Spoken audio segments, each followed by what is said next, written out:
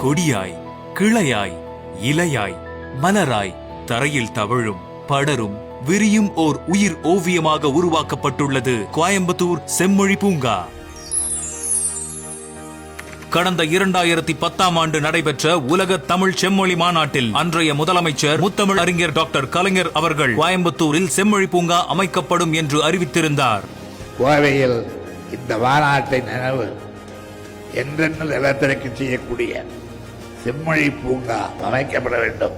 இந்த அறிவிப்பினை செயல்படுத்தும் வகையில் கோயம்புத்தூரின் மையப்பகுதியான காந்திபுரத்தில் செம்மொழி பூங்கா அமைக்க நடவடிக்கை மேற்கொள்ளப்பட்டு மாண்புமிகு தமிழ்நாடு முதலமைச்சர் திரு மு.க. ஸ்டாலின் அவர்களால் கடந்த 18/12/2023 அன்று அடிக்கல் நாட்டப்பட்டது. இதனைத் தொடர்ந்து முதல் கட்டமாக நகராட்சி நிர்வாகம் மற்றும் குடிநீர் வழங்கல் துறை சார்பில் ரூபாய் 208.50 கோடி மதிப்பீட்டில் 45 ஏக்கர் பரப்பளவில் உலக தரத்தில் அனைத்து வசதிகளுடன் கூடிய செம்மொழி பூங்கா அமைக்கும் பணிகள் துவங்க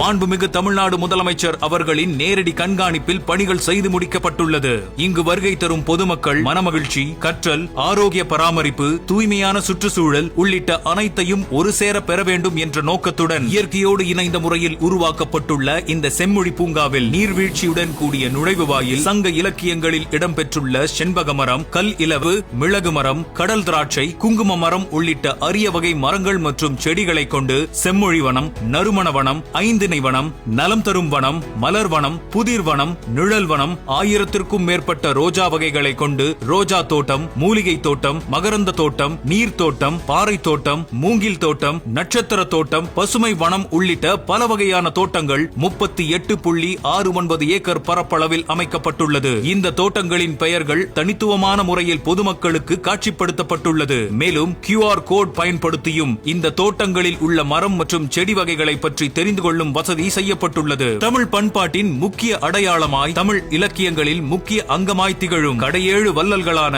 பேகன், பாரி, காரி, ஆய் ஆண்டிரன், அதியன், நல்லி, ஓரி ஆகியோரின் கற்சிலைகள், படிப்பகங்கள், இயல், இசை, நாடகம் என முத்தமிழ் மற்றும் இயற்கை பாரம்பரியம் சார்ந்த நிகழ்ச்சிகளுக்காக 500 பேர் அமரக்கூடிய திறந்தவெளி அரங்கம், மரம் மற்றும் செடி வளர்ப்போரை ஊக்குவிக்கும் வகையில் நாற்றாங்கால் பண்ணை, குழந்தைகளுக்கான விளையாட்டு பூங்கா, AI மற்றும் VR கேம்ஸ் கொண்ட உள் விளையாட்டு அரங்கம், மேம்படுத்தப்பட்ட நடைபாதை, 100க்கும் மேற்பட்ட கல் இருக்கைகள், மேலும் செம்மொழி பூங்கா முழுவதும் இரவில் ஜொலிக்கும் வண்ணம் அலங்கார விளக்குகள் உள்ளிட்ட பல்வேறு சிறப்பு அம்சங்களுடன் பொதுமக்கள் நடைபயிற்சி செய்வதற்கு கால்வலி ஏற்படாத வகையில் பிரத்யேகமான முறையில் மண் அடுக்குகளால் அமைக்கப்பட்ட நடைபாதை, தானியங்கி குடிநீர் வழங்கும் இயந்திரம், முதியோர் மற்றும் மாற்றுத்திறனாளிகளுக்கான சக்கர நாற்காலி, மின்சார வாகனம், உணவகம், ஒப்பனை அறை, பணியாளர்கள் தங்குமிடம், பேருந்துகள், கார்கள் மற்றும் இருசக்கர வாகனங்கள் நிறுத்துமிடம், மழைநீர் சேகரிப்பு மற்றும் மறு பயன்பாடு அமைப்பு உள்ளிட்ட அனைத்து வசதிகளும் செய்யப்பட்டுள்ளது. இத்தகைய சிறப்புகளுடன் உலக தரத்தில் உருவாக்கப்பட்டு